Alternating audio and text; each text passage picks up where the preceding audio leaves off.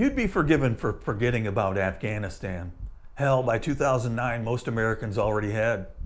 Sure, it was still going on, the longest war in U.S. history, even back then. But outside the wire, a different universe. Inside the States, people were too busy arguing over reality TV, bailouts, and whether Facebook was going to replace actual human interaction. Meanwhile, on the other side of the planet, Afghanistan was grinding up young men at a steady clip. IEDs and ambushes were the Taliban's specialties. The enemy didn't care if you were a grunt from Kentucky or a fresh-faced kid from Oregon. They had a PhD level education in asymmetric warfare and a patient appetite for blood. By 2009, the American mission was a convoluted tangle of counterinsurgency doctrines. Win hearts and minds, restrain your fire, only call airstrikes if you can see the whites of their eyes, and have 3 forms of biometric ID. All right, maybe not the last one, but it sure felt close. The Taliban? They didn't have lawyers or press briefings. They had Kalashnikovs, RPGs, and local knowledge going back centuries. Enter Dakota Meyer, just 21 years old, from the rolling hills of Columbia, Kentucky. The kind of place where you learn to shoot before you learn to spell. Meyer was built for rough living, stocky, tough as barbed wire, a born scrapper. By the time he joined the Marines, he already had a reputation for charging headlong into whatever challenge or bar fight presented itself. In Afghanistan, Dakota found himself attached to Embedded Training Team 28. Their job? Mentor the Afghan National Army. Think about how hard it is to teach your uncle how to use an iPhone. Then multiply it by guys who'd rather nap under a tree than patrol, and who sometimes might be working with the other team when payday came around. It was all part of a grand plan to make the Afghans self-reliant. Spoiler alert, that plan did not age well. But back then, it was gospel. Marines, soldiers, and a smattering of contractors spent endless days trudging through villages, sipping chai, trying to figure out who was friendly and who was waiting to put an AK round in their back the minute they left. It was a war fought less by front lines and more by faint rumors, tribal grudges, and booby-trapped dirt roads. Yet, even in the middle of this swarming mess of modern warfare and medieval loyalties, there were bright lines. You didn't abandon your brothers. When things went bad, you ran toward the gunfire, not away. That's what Dakota Meyer would be known for. The sheer pig-headed loyalty that made him keep going back into the kill zone that chewed up men like raw meat. Most Americans never saw the maps of Kunar and Nuristan, didn't learn the names of dusty hamlets like Gangel. To them, Afghanistan was a place on the news ticker when another soldier's face popped up with the headline, "Killed in Action." Then it was back to commercials. But for Dakota Meyer and his team, Afghanistan was a daily, brutal grind. Patrols over goat trails that might hide pressure plates, meals wolfed down under the hum of circling UAVs, sleep interrupted by indirect fire. It was a war lived on adrenaline and Copenhagen dip, and it asked again and again, what are you willing to die for? In September 2009, that question would be answered in blood. A mission that seemed like routine coin flipping, roll into a village, glad hand the elders, wave the Afghan flag, would turn into one of the worst ambushes of the entire war. Dakota would find himself driving into a meat grinder over and over again, refusing to let his buddies die alone. Because at the end of the day, for guys like Dakota, it wasn't about geopolitics. It was about brotherhood, about refusing to break the promise every Marine makes. No one gets left behind. Before he was Staff Sergeant Dakota Meyer, Medal of Honor recipient, or a name splashed across news crawlers, he was just Dakota, a kid from Columbia, Kentucky. Population? Barely 4,000 on a good day. The kind of rural town where everybody knows who your daddy is, what truck you drive, and whether you can hold your liquor. Dakota was the classic small-town wildcard. Born June 26, 1988, to Felicia and Michael Meyer, he grew up learning the value of hard work early, fixing fences, hauling hay, hunting anything with 4 legs. His parents split when he was young, and by his own admission, Dakota didn't always handle that well. He was stubborn, mouthy, and quick to throw his hands if someone disrespected him. In Colombia, that was less a character flaw and more of a local pastime. School, Dakota treated it like a mandatory pit stop between hunting trips and football practice. He was smart enough but had zero patience for classrooms. Teachers remembered him as relentless, quick with a grin or a sarcastic crack. More than once he ended up in the principal's office for fighting. It wasn't that Dakota was mean, he just had that hair-trigger sense of pride common to young men with something to prove. His real education came in the woods. From the time he could shoulder a .22, Dakota was hunting squirrel and deer. It wasn't just for sport. In places like Adair County, putting meat on the table was still partly a family affair. Long hours in tree stands, learning to track, mastering the rifle. These were the lessons you couldn't get from a book. Without realizing it, Dakota was laying the groundwork for deadliness that would later earn him respect on a very different battlefield. But even in a town that loved roughhousing, Dakota stood out. Friends joked that he was born 2 inches shorter than the average doorframe, but twice as wide. Stocky, thick-muscled from farm chores and weightlifting, he looked built to crash through walls. He also had a reputation for doing dumb, dangerous stuff just to prove he could. Climb the highest tree? Sure. Ride the sketchiest homemade ramp on a dirt bike? Absolutely. Get into a dust-up behind the gas station because someone laughed at his accent? Tuesday. By his teenage years, Dakota had already collected a file of minor run-ins with local law enforcement. Nothing career-ending, just enough to paint him as a hellraiser. The local sheriff knew him by name, and Dakota would later say he probably dodged more serious charges purely because small-town cops often give second chances to kids they watched grow up. Still, even Dakota could see that the path he was on was a dead end. Graduate high school, bounce between different jobs, maybe end up in a ditch after the wrong bar fight. It wasn't exactly a 5-year plan.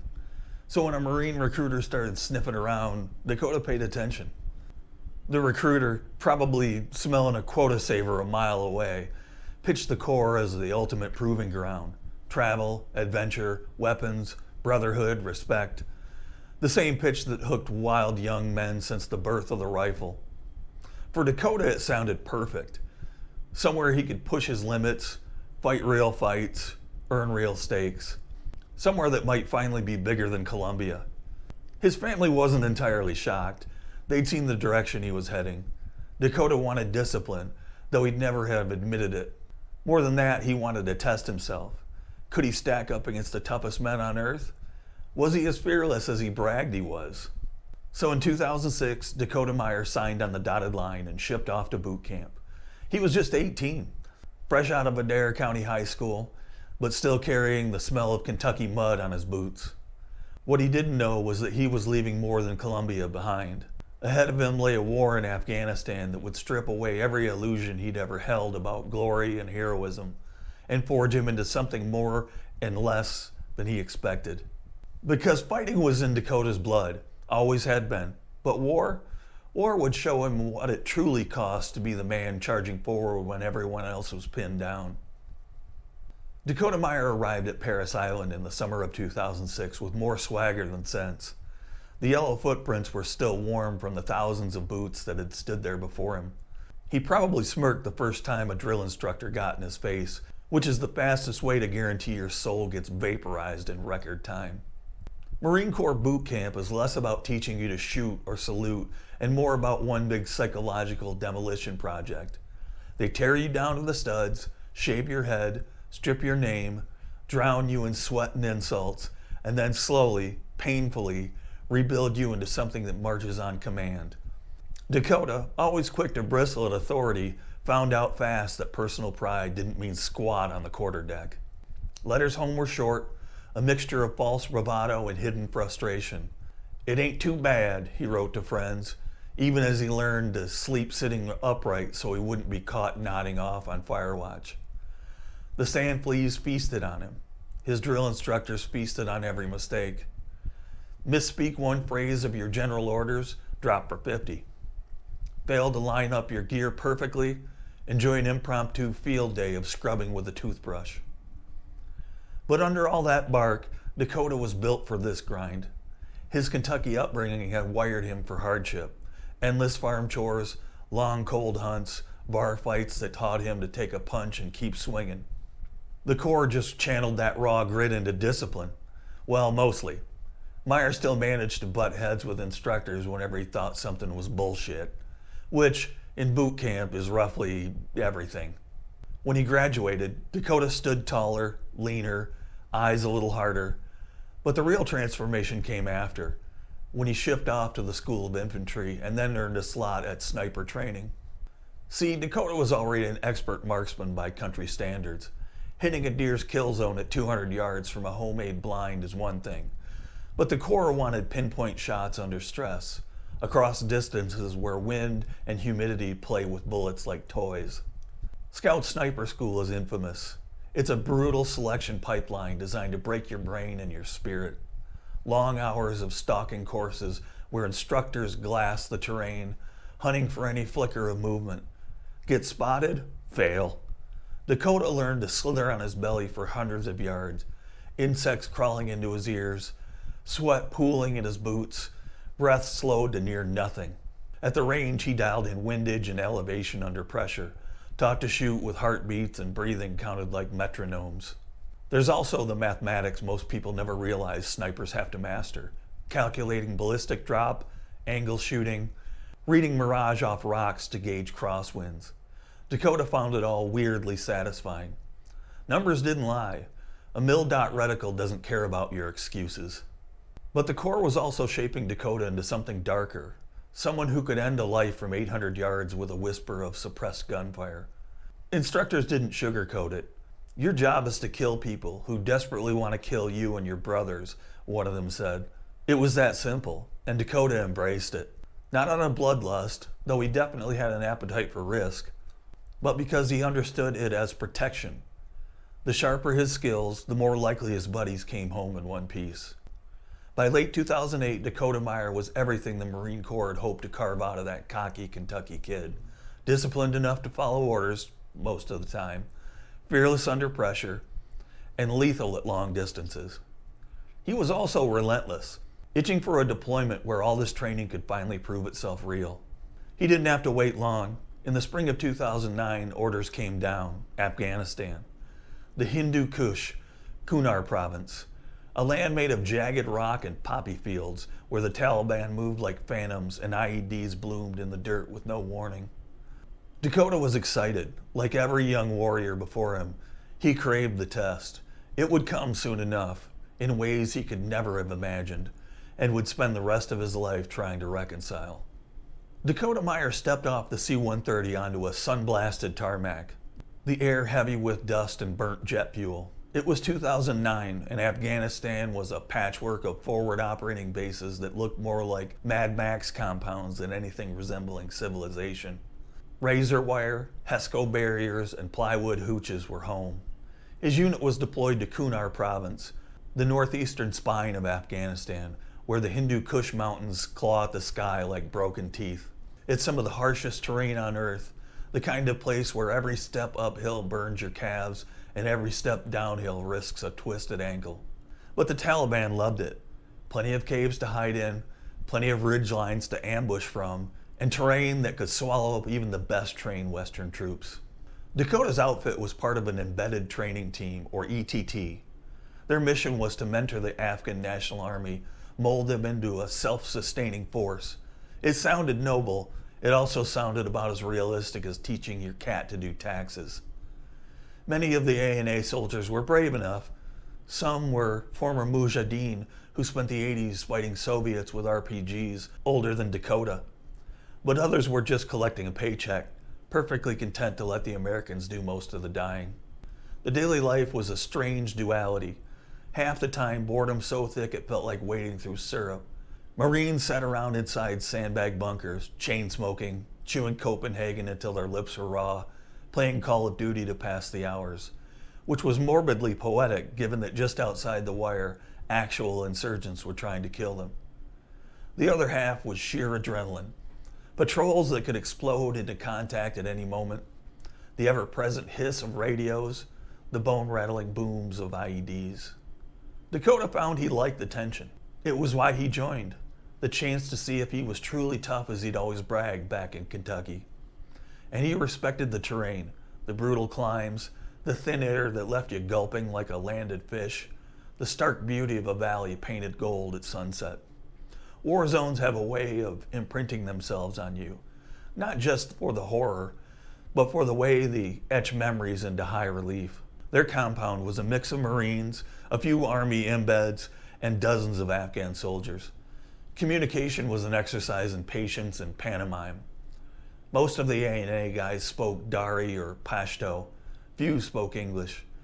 And fewer still seemed to grasp why those foreigners wanted to patrol so far into enemy turf instead of staying back at base drinking tea. Dakota didn't have much time for the politics of the mission.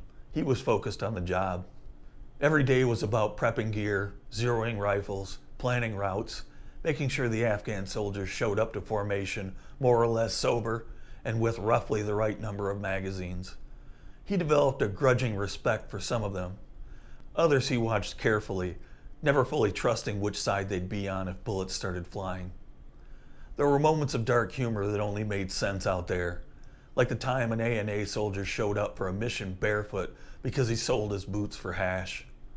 Or when Dakota tried to explain the concept of a sniper hide to an Afghan sergeant who kept waving his AK around like a conductor's baton. Laughter was currency. It was how you paid off the constant undercurrent of dread. Because everyone knew it wasn't a matter of time if a patrol would get hit, but when. The Taliban were patient hunters. They'd let a convoy roll through 5, 10, even 20 times without incident, just to lull the Marines into routine. Then, when they decided it was time, the world would explode in fireballs and dust clouds. Dakota thrived on that edge. He was the guy who cleaned his rifle 3 times a day, who double-checked the batteries on his optics and rangefinder, who had extra magazines taped together so he could reload faster. He wasn't reckless, just prepared for the inevitable. And deep down, he craved it, the moment the ambush sprang. The heart-hammering, sweat-slicked surge of clarity that only comes when someone's actively trying to kill you. It was a drug that made the hours of boredom worth enduring.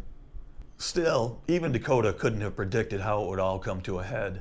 How a single patrol into a sleepy little valley called Ganjgal would become the proving ground for not just his skills, but for every last piece of marrow in his bones. He'd come to Afghanistan hungry to see combat, to find out what kind of man he truly was under fire. Soon enough, Afghanistan was going to show him, in a savage, unrelenting way that would haunt him for the rest of his life. By early September 2009, Dakota Meyer and the rest of the embedded training team 28 were running on the grim autopilot that every veteran of Afghanistan knows. Days bled into each other. Prep for patrols, sit through briefings full of outdated intel slides, choke down tasteless chow, and pray your next trip outside the wire wasn't the one that'd blow your legs off. Then came the mission to Gangel. On paper, it was supposed to be simple. A low-key operation to walk into the village, link up with the elders, maybe sip some chai, reinforce support for the Afghan government, and then head home before the Taliban even realized they'd been there. A classic counterinsurgency hearts and minds tour, meant to show the locals that Kabul and Washington cared. Or at least they were willing to show up now and then. Except nobody on the ground trusted it. Ganjgal was a remote little cluster of mud-walled compounds nestled in a valley that practically screamed ambush. Narrow approaches, high ridge lines on both sides, limited places to turn vehicles around. It was the kind of terrain the Taliban wrote love songs about. They could perch on those ridges with PKMs and RPGs and lay waste to anyone stuck in the kill zone below. Dakota knew all of this, so did the officers planning the op, but there was pressure from higher up. The local Afghan governor needed a show of force to prop up his influence. The village elders were supposedly ready to pledge loyalty to the government. The brass saw a chance to notch a win. The Marines on the ground smelled a trap. When the patrol order dropped, Dakota wasn't even on the initial list to go. He'd been assigned to Overwatch, staying back several clicks with the gun trucks, ready to react if something went sideways, which, to him, sounded like the dumbest distribution of assets possible. Why put the heavy guns out of immediate reach when the valley was a perfect coffin? He made his frustrations known, not that it changed anything. Orders were orders. Besides, Dakota figured if it really went to shit, He could close the distance fast enough to make a difference. He'd been on enough missions to know you never sit too far from the action. So in the cold gray hours of September 8th, the patrol stepped off, about 60 strong, a mix of U.S. Marines, embedded Army trainers, and a handful of Navy corpsmen, and a large contingent of ANA soldiers. Dakota watched them move out, half wishing he was with them, half glad he wasn't trudging into that natural bowl of doom. Back at their staging point, he and Staff Sergeant Rodriguez Chavez prepped the MRAPs and Humvees, loaded up the 50 cals and MK-19 grenade launchers, ran radio checks. Everything was by the book, though Dakota couldn't shake a gnawing worry in the pit of his stomach. Then it started. The first distant pops of small arms fire came crackling over the radio. Marines on the ground called it in. Initial contact, nothing heavy yet. Probably just Taliban probing shots. But within minutes, the channel lit up with escalating urgency. Controlled, professional, but tinged with an unmistakable edge of, oh shit. Dakota listened as calls started stacking up for artillery support. The team on the ground was trying to get permission to bring in heavy guns on suspected enemy positions up on the ridges. But higher command, back at some comfortable TOC miles away, was dragging its feet. Rules of engagement, collateral damage assessments, they wanted eyes on targets, absolute confirmation. Meanwhile, the firefight was ramping up from scattered AK fire to coordinated machine gun bursts and RPGs streaking down into the valley. The Marines and their Afghan partners were pinned. Dakota could picture it perfectly. Men hugging mud walls, bullets snapping overhead, radio chatter layered with breathless urgency. Sitting there in the truck, Dakota felt like a caged animal. This was exactly why he hated being stuck in Overwatch. He was a door kicker, not a spectator. Every instinct in him wanted to haul ass into the valley and lay down fire. But the official call hadn't come, yet. He could hear some of his buddies' voices on the radio, guys he'd trained with and joked with for months. They were taking fire from multiple directions, trying to maneuver, casualties already being reported. And still, the chain of command was stalling on the big guns. Dakota looked over at Rodriguez Chavez. They didn't need words. Both men knew this was spiraling into a full-blown ambush. The kind that went into after-action reports under the neat label complex attack, but on the ground looked like chaos. Screams and hot brass piling up under your boots. This was the moment the mission flipped. It was no longer about talking to village elders or planting a government flag in some dusty square. It was about survival. Dakota's friends were out there, trapped in a valley that was fast becoming a kill box, and he was stuck on the outside looking in. Not for long, because if the higher-ups wouldn't give the green light to save their brothers, Dakota Meyer was more than willing to make his own call. By the time the sun was fully up over Ganjgal Valley, the village was on fire, literally and metaphorically. What started as probing shots had blossomed into a full-scale, well-coordinated ambush. It was the Taliban's favorite kind of show. Disciplined fields of fire, machine guns dug into terraces, RPG teams lurking like wolves, and mortars zeroed in for maximum misery. Dakota Meyer sat in the gun truck, gripping the radio so hard his knuckles went white. Voices he recognized crackled over the net, strained and clipped. Marines calling out contact reports, trying to adjust positions, screaming for more fire support that still hadn't been cleared. It was a textbook L-shaped ambush, something straight out of the old Soviet manual. The Taliban let the patrol walk almost all the way into the village before slamming the door behind them. Now they were hammering the trapped Marines and Afghan soldiers from multiple angles, using the high ground to rain down rounds. Every path out of that valley was under enemy guns. The kill zone was sealed tight. Dakota kept trying to raise his best friend, Gunny Johnson, on the radio. Nothing. Static. Then fragments. The unmistakable staccato of gunfire close to the mic. Heavy breathing. Cursing. A call for corpsmen. Another voice trying to coordinate a bounding withdrawal. It all stacked together into a grim soundtrack. Meanwhile, Dakota and Rodriguez Chavez were still waiting for the green light to push in. They'd radioed higher for permission to roll forward with the heavy trucks, hoping to punch through and pull out their guys. The answer? More bureaucratic hedging. Wait, hold position. They were evaluating collateral risk. Collateral risk? Dakota almost smashed the headset against the dashboard. His brothers were pinned down, bleeding out, fighting for every breath. And the same staff officers who would later pin medals on survivors were too worried about bad optics to let them loose. Finally, Dakota snapped. He didn't give a damn about rules or paperwork. He locked eyes with Rodriguez Chavez, who gave a quick nod like, "Hell yes, let's do this." Then Dakota turned to the driver and simply said, "Go." The truck lurched forward, engine growling, big tires churning up dust. Dakota manned the 50 cal up top, scanning the ridgelines. Almost immediately, they were bracketed by RPGs, puffs of smoke and dirt geysering around them. Small arms fire clattered off the armored plates, a demonic hail that would have shredded any soft-skinned vehicle. Dakota started hammering the 50 cal, sending thick streams of tracers ripping into suspected firing positions. The belt-fed thumped so hard it rattled his teeth. Rodriguez Chavez worked the radios, trying to coordinate with other units and pass up contact reports they were basically writing in real time. They tore into the edge of the village, laid down suppressive fire, loaded wounded Afghan soldiers into the back, and then hauled ass out again. It was like driving through a meat grinder. Every trip in was met with more disciplined volleys, more RPG trails streaking overhead or slamming into nearby walls. And Dakota didn't stop at one run, or two, or three. They kept going back, again and again, each time plunging deeper into that hornet's nest, pulling out whoever they could find, Afghan soldiers, civilians, Marines, anybody alive, sometimes just bodies. Between runs, Dakota would dump the spent barrel of his 50 cal, slap in a new one, pound another belt into place. His hands were black with grease and cordite, arms bruised from the recoil. His ears rang so bad it felt like he was underwater, yet every snap of an incoming round still made his heart lurch.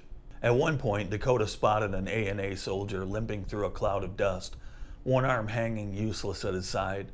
He didn't hesitate, swung the 50 cal around to keep enemy heads down while Rodriguez Chavez jumped out and dragged the man into the truck.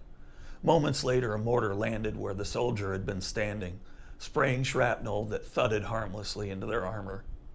By the fourth trip, Dakota was practically on autopilot. Throttle up, lay waste, load up whoever was still moving, then punch back out. The kill zone was littered with spent brass and torn bodies, the village streets pocked by so many impacts they looked like the surface of the moon. This wasn't some movie firefight where heroes strut through explosions unscathed. Dakota was fully aware every run might be his last. He kept expecting the next RPG to hit true, to feel the world flip end over end, then darkness. But he couldn't stop, because somewhere in that mess were his brothers, pinned or maybe already dead, and leaving them there was never an option. When Dakota finally paused, adrenaline spent and hands shaking from fatigue, he wasn't sure how many lives they'd saved. But he was certain of one thing: the Taliban weren't used to seeing Marines drive straight into the teeth of an ambush. And that relentless, borderline aggression had thrown a wrench into the enemy's plans. Still, Dakota knew the fight was far from over.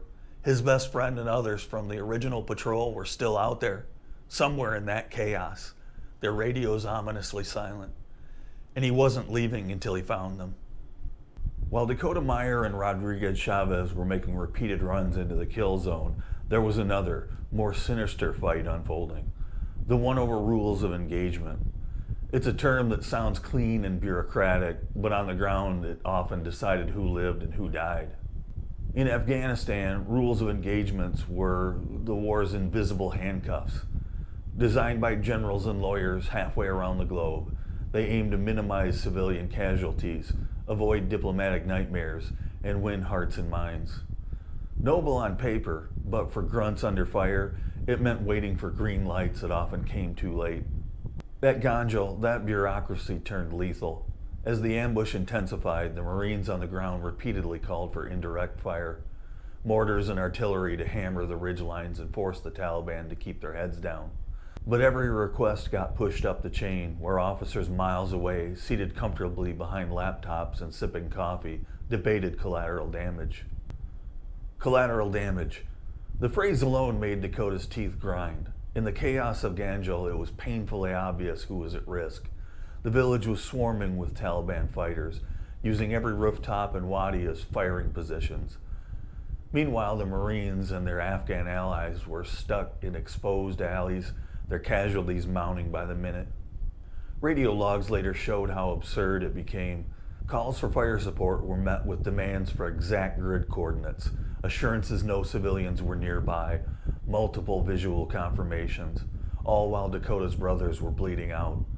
It wasn't that the officers on the radios didn't care. It was that they were terrified of the political fallout if a round landed on a house full of kids. In their heads, they were only protecting the mission's legitimacy. On the ground, it looked like betrayal. Dakota wasn't on those direct comms to the artillery batteries. He was too busy ripping through belts of 50 cal and yanking wounded men into the back of the truck. But he could hear enough over the net to understand the big picture. Requests for smoke and HE, high explosive rounds, were denied or endlessly delayed. Even the embedded army officers with the patrol were starting to scream into the radio, trying to cut through the red tape. Meanwhile, the Taliban didn't have to worry about any clearances. They didn't file collateral assessments, they just fired and fired. Mortars started to land closer and closer to Dakota's truck on every run, a grim reminder that the enemy was adjusting their aim with every bracket. It all made Dakota burn inside. This wasn't what he signed up for. Back in sniper school, the rules had been simple: protect your brothers. The Corps taught you to do whatever it took, up to and including laying down your own life. Now, layered over that primal loyalty was a suffocating blanket of protocols and second guesses. But Dakota wasn't wired for waiting. Each time they went back in, he figured it was partly to compensate for the fact that the big guns weren't coming. If the chain of command wouldn't unleash hell from above, he'd bring it at ground level, one trigger squeeze at a time. During a brief lull between runs, Dakota tried again to raise Gunny Johnson. Static. Then just the faint crackle of an open mic, heavy breathing, then silence. It was like trying to reach someone who'd already crossed a line between worlds. Every second that passed was a second closer to the Taliban finding them first. At one point, Dakota heard a frustrated Army captain on the radio practically begging for fire missions. His voice cracked, not from fear, but from fury at the absurdity. If we don't get rounds on these ridge lines, we're all gonna die down here. It wasn't hyperbole. The Taliban were tightening the noose, slipping fighters in closer, waiting for the perfect moment to swarm. In later investigations, all this would come under a microscope. The delays, the miscommunications, the risk-averse culture that let minutes slip away, minutes measured in the lives of men pinned in dusty alleys with no way out. Officers would get relieved or shuffled off to obscure desk jobs, their careers dented but intact. Meanwhile, Dakota and his brothers would carry the scars forever. But that was later. Right now, Dakota's world was narrowed to the next run into the village, the next shriek of an RPG, the next moment he might spot a familiar uniform crumpled in the dust. The 50 cal barrel was so hot he could smell it burning oil. His ears were a permanent ring. Every new burst of enemy fire was answered with another defiant charge into the teeth of the ambush. Because at this point, the rules of engagement might still exist on paper, but Dakota Meyer was way past caring. The only rule he had left was the one burned into every Marine's bones: never leave a brother behind. And he wasn't about to start now, no matter how many staff weenies thought otherwise. By the time Dakota and Rodriguez Chavez made their fifth run into Ganjgal, it was no longer a rescue mission in the traditional sense. It was more like two men deciding, by sheer force of will and stubbornness, to wage a private war against an entire valley full of Taliban. Screw it, we're going in. It wasn't a big cinematic moment, no heroic soundtracks, just Dakota jacking another belt into the 50 cal, Rodriguez Chavez slamming the MRAP into gear, and shared a look that said, if this is it, so be it. They rolled forward yet again, tires bouncing over craters from previous RPG hits. The truck felt like it might shake apart. By now, the Taliban knew exactly where they liked to drive, which meant every approach was stitched by machine gun fire. Tracers zipped by so close Dakota could feel the heat. See little comet trails of death skimming past his head. He kept the 50 cal barking, laying down arcs of suppressive fire at every window, every rocky outcrop. The gun felt alive under his hands, recoiling with a savage rhythm. Spent casings poured out like brass waterfalls, piling around his boots. Smoke and burnt powder filled his nose. It was primal, ugly, and for Dakota, absolutely necessary. They reached the heart of the village again and found 2 wounded A&A soldiers staggering along a wall, one practically dragging the other. Dakota swung the turret around to keep enemy heads down while Rodriguez Chavez jumped out, grabbed both Afghans by their collars, and physically threw them into the back of the MRAP like sacks of wheat. Seconds later, an RPG slammed into the opposite building, showering them in grit and shards of rock. "Go," Dakota roared, though Rodriguez Chavez didn't need encouragement. They tore back out of the kill zone, lurching through potholes so violently Dakota nearly lost his grip on the pintle mount. Every bump threatened to flip him out of the turret. But the alternative, staying still, was worse. Once they got clear enough to breathe, Dakota jumped down, muscles trembling, face streaked with sweat and grime. He swapped out the 50 cal smoking hot barrel for a fresh one. His hands were so blistered it felt like gripping barbed wire. Didn't matter. Load up, rack the charging handle, climb back in. They didn't stop to count how many they'd rescued so far. It didn't matter. There were still voices on the radio calling for help. Still Marines trapped somewhere up ahead. Still his best friend Gunny Johnson out there, maybe dead, maybe dying, maybe waiting for someone to give enough of a damn to come find him. The next push was deeper than any they'd done yet. By now, most of the Taliban had slipped away, setting up new kill zones, rolling in heavier weapons. Dakota watched as bursts of tracer from PKM machine guns lanced across the road just ahead. A smarter man might have backed off, waited for air support that was still delayed in bureaucratic limbo. Dakota didn't. "Get us closer," he yelled over the engine roar. Rodriguez Chavez didn't even glance back. The truck punched forward. This time they almost went to the far side of the village, deeper than any friendly element had gotten since the ambush began. It was eerily quiet for a moment, then gunfire erupted from multiple rooftops. Dakota spun the turret, cutting loose with controlled bursts, the 50 cals recoil hammering his chest. Chunks of mud brick flew, silhouettes jerked back behind walls, return fire pinged off armor with metallic shrieks. Then Dakota saw something that made his stomach drop. A cluster of Marine-issued gear scattered near a low courtyard wall. Helmets, ripped packs, a rifle still slung over a crumpled body. He slammed his fist on the hatch and yelled, "Stop here."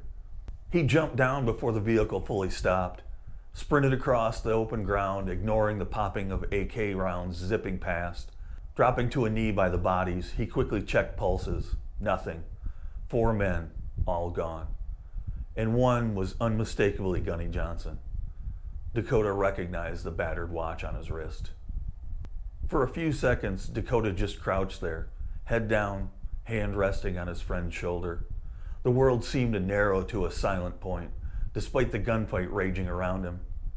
This was the moment it all became personal in a way even he hadn't been ready for. But personal or not, there was still a job to do. He waved Rodriguez Chavez up, then helped drag the bodies one by one to the tailgate. They loaded them with grim efficiency. No words, no ceremony, just the awful understanding that this was the only way to keep their brothers from being paraded through some Taliban propaganda video later. Once the last Marine was aboard, Dakota climbed back into the turret, face set like stone. They rolled out again under fire, the truck shuddering as rounds slammed into the hull. Dakota laid down a final, scything burst across the rooftops, a furious punctuation mark on the dirtiest kind of mission success. Back outside the kill zone, Dakota finally slumped into the hatch, exhausted beyond anything he'd ever felt. But under the fatigue was a quiet, brutal pride. They'd gone in when everyone else was still waiting for permission. They'd pulled out the living, then the dead. No one left behind. When Dakota Meyer finally found his best friend Gunny Johnson's body, it was as if the entire world went muted. The gunfire still cracked in the distance, radio still buzzed with clip demands for casualty counts and new grid references. But inside Dakota's skull, there was only a heavy, suffocating silence. They'd been together for months in Kunar, shared chew cans, swapped jokes that would horrify civilians, bitched about brass who planned missions from air-conditioned tents. Dakota always said Gunny was like the older brother he'd never had, sharper, calmer under pressure, the kind of guy who could joke even when the world was falling apart. And now he lay crumpled in the dust, eyes half closed as if still squinting against the Afghan sun. Dakota crouched beside him, hand resting on Johnson's shoulder. For a moment he couldn't move, couldn't think. Everything about the war, all the grand talk of strategy and stabilization, felt like a sick joke. It came down to this: a dead Marine in the dirt, far from Kentucky or California or wherever the hell home was supposed to be. But there was no time to process grief. Rodriguez Chavez pulled up the truck, keeping the engine running, eyes scanning for RPG teams. Dakota helped lift Johnson into the back alongside other fallen Marines. No fancy battlefield honors, just strong arms, careful movements, and an unspoken promise: we're taking you home. They kept searching because in the chaos of the ambush, not every Marine had been accounted for. Dakota knew that leaving anyone behind was unthinkable. It wasn't about protocol, it was primal. He would have walked into hell itself before letting the Taliban get their hands on another brother's body. So they pushed deeper into the village than anyone thought possible. By now, most of the Taliban had slipped away, melting into goat tracks and hidden compounds the moment it looked like American air support might finally show up. It was the insurgents' way: strike hard, then vanish before the heavy guns could rearrange the map. But just because the main fight was over didn't mean it was safe. Every alley could hide a trigger man. Every pile of rubble could conceal an IED. Dakota moved methodically, weapon up, scanning corners with a predator's intensity. They found signs of the ambush everywhere: shattered radios, dropped ammo cans, blood trails that dried black in the heat. At one crumpled doorway, Dakota spotted a Marine's Kevlar half burned under debris. His heart stopped. He kicked through the rubble, finger tightening on the trigger, half expecting a final ugly surprise. Instead, it was just the helmet, abandoned in panic or stripped from the dead by looters. Even so, Dakota picked it up carefully, tucking it under his arm. Every scrap of gear was a piece of someone's story, and he refused to leave it for the Taliban to display. They kept pushing. Dakota barely noticed the heat anymore. His uniform was stiff with sweat and dust, mouth dry as sandpaper. His hands ached from hours of gripping the pistol grip and turret handles, but he was running on pure stubborn will now. Finally, they reached the far edge of the village and found what was left of a small defensive position. A low wall pocked with bullet impacts, spent casings scattered like confetti. And behind it, two more Marines, one slumped awkwardly, the other sprawled on his back, M4 across his chest. Dakota didn't rush up. He moved in slow, eyes sweeping for tripwires or hidden insurgents waiting to snipe at scavengers. When he was sure it was clear, he knelt beside the bodies, checked for pulses, even though he already knew. Dead too long, skin already taking on that waxy tightness. He stayed there a minute, head bowed, breathing ragged. Not praying exactly. Dakota's relationship with God was complicated at best, but offering up some silent apology that he hadn't gotten there sooner. That, or he hadn't somehow bent time or rules of engagement or sheer physics to stop what had happened. Rodriguez Chavez joined him, saying nothing. There wasn't anything to say. They just worked together to move the Marines, lifting them as carefully as if they were still alive, laying them side by side in the back of the truck with the others.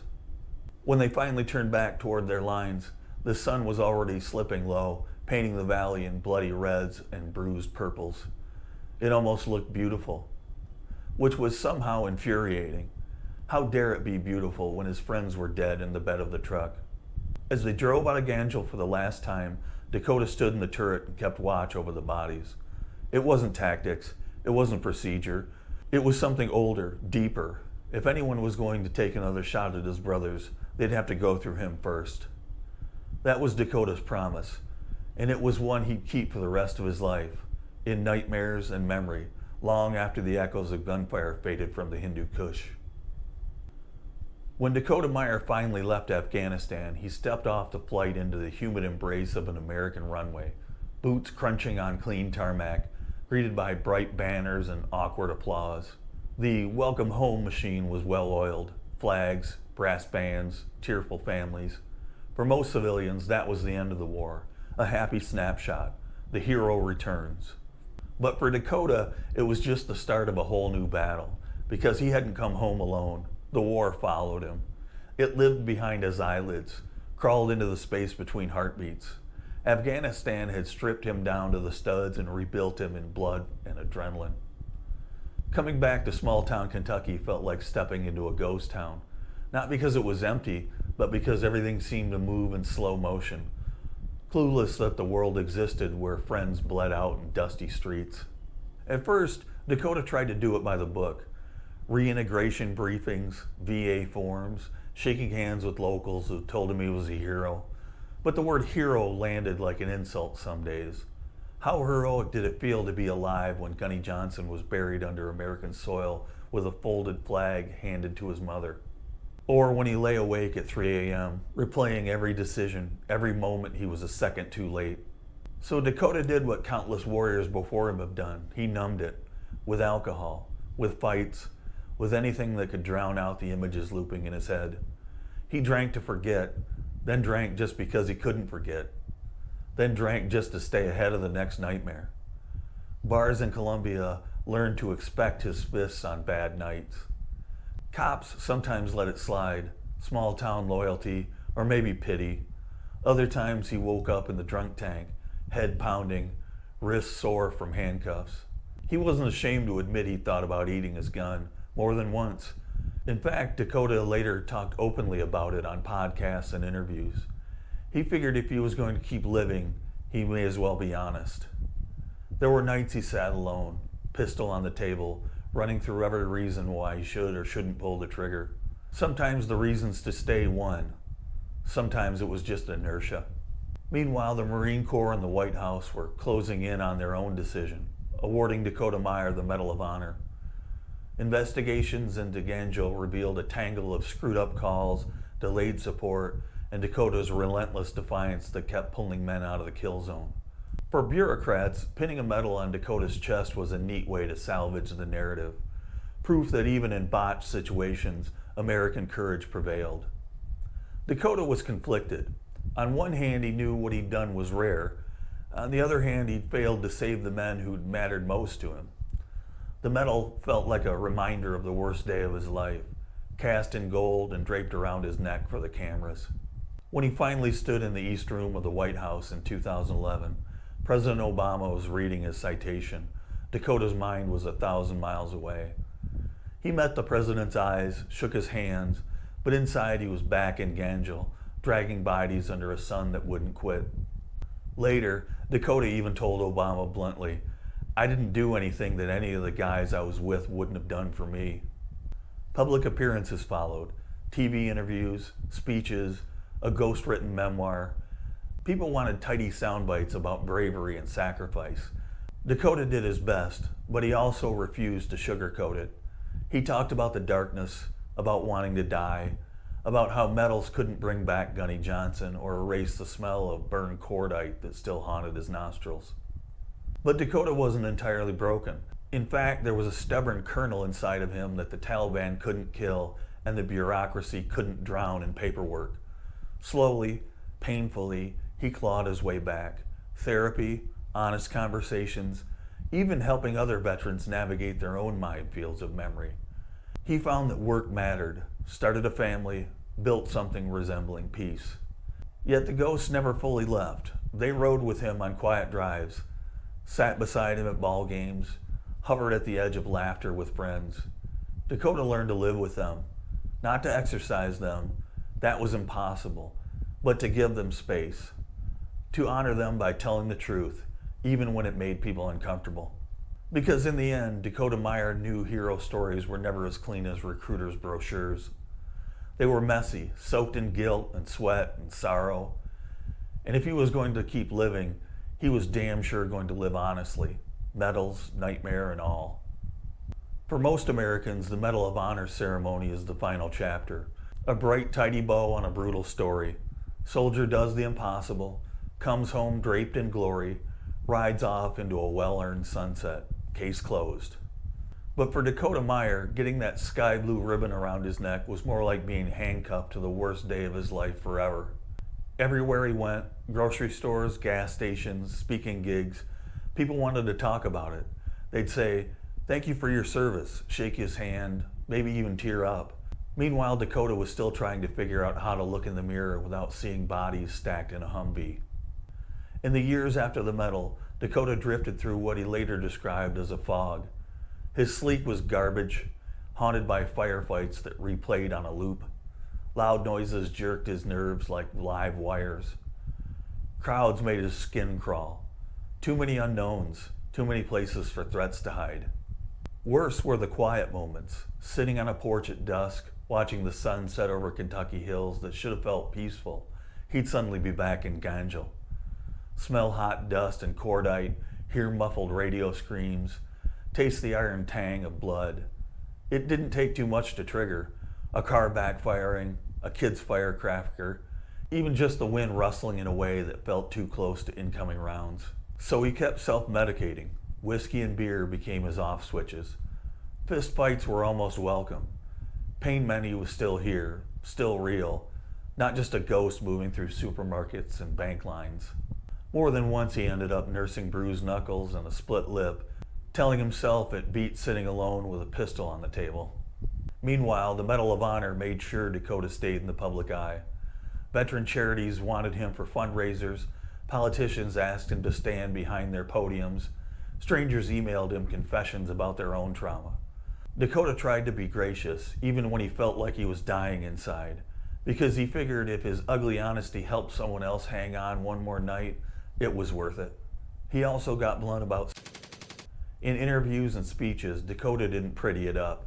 He talked about the days he'd put a gun in his mouth, finger on the trigger, only to stop because of a stray thought. What if someone else had to find me like this? It shocked a lot of polite crowds, but it opened doors for other veterans who were drowning in the same darkness.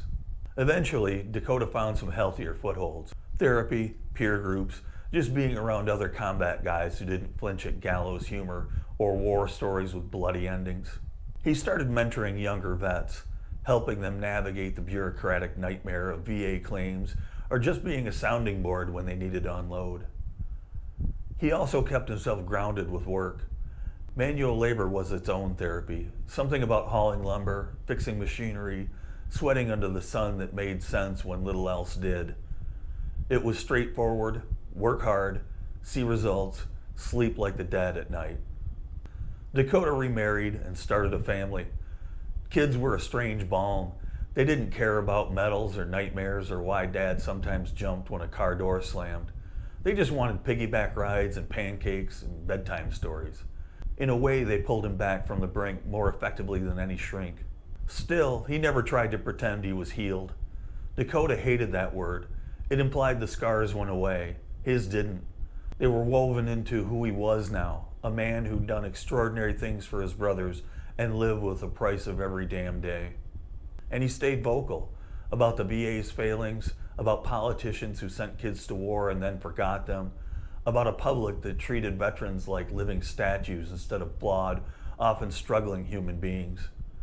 He figured if he had to carry the medal, he'd at least use it as a battering ram to demand better for guys still coming home. Because that was the hard road, not the firefight, not even the medal ceremonies under the White House chandeliers. The real test was what happened after, when the parades ended and the cameras packed up, when it was just Dakota alone at 3 a.m., wrestling ghosts, choosing again and again not to pull the trigger. And every time he chose life, even when it felt impossibly heavy, it was another quiet victory. Maybe not the kind the newspapers printed, but the kind that kept him here for his family, his brothers, and the next generation of kids who'd one day lace up the boots and wonder if they were brave enough. In the end, Dakota Meyer's story isn't really about medals. It's not even about war in the traditional, sanitized sense, lines on a map, flags planted, treaties signed. It's about a dirt valley in Afghanistan where young men bled for each other. It's about brotherhood, the kind that doesn't ask why you're charging into hell, just whether your rifle is loaded. Decades from now, when the last U.S. boots have long since left places like Ganjgal, people will still argue over whether any of it was worth it. Was Afghanistan a lost cause? Did all that blood and treasure buy anything that lasted? It's a fair debate. The Taliban are back in power. The Afghan government the Americans propped up collapsed in days. To a lot of civilians, it looked like the war ended right where it began. But if you asked Dakota, if you stripped away the politics and the pundit nonsense, he'd probably tell you it was worth it in the smallest, hardest, most personal ways. Because worth isn't measured by victory parades. It's measured by the simple fact that on the worst day of his life, he refused to let his brothers die alone. That matters. Maybe more than any congressional hearing or after-action report ever could. That's the brutal, beautiful truth of combat. You might go to war for your country, or because some recruiter sold you on an adventure, or because you didn't see any better way out of your hometown. But when the shooting starts, you fight for the guys next to you. All the big ideas, democracy, foreign policy, flag waving, fade into the background noise. What's left is your buddy with dirt on his face, scared shitless, trusting that you'll keep firing so he can breathe another minute. Dakota embodied that. Over and over that day in Ganjgal, he made the conscious decision to go back into the teeth of the ambush.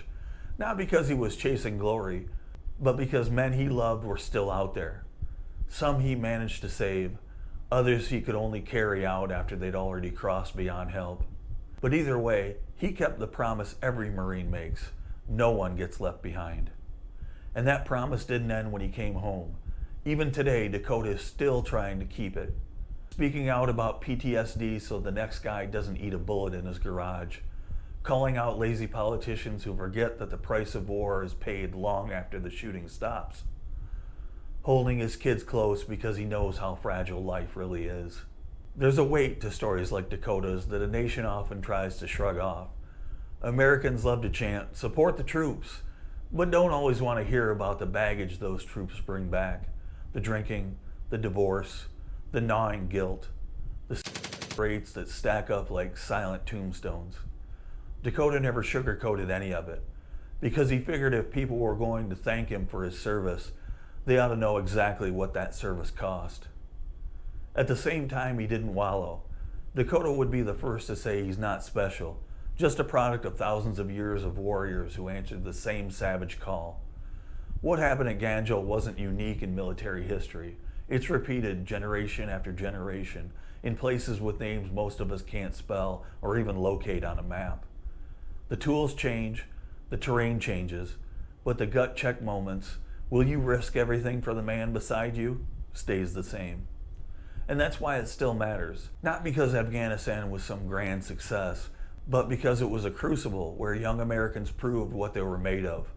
Where Dakota Meyer showed that courage isn't the absence of fear, but kicking fear in the teeth and driving forward anyway. So yeah, the Taliban might control Ganjgal today.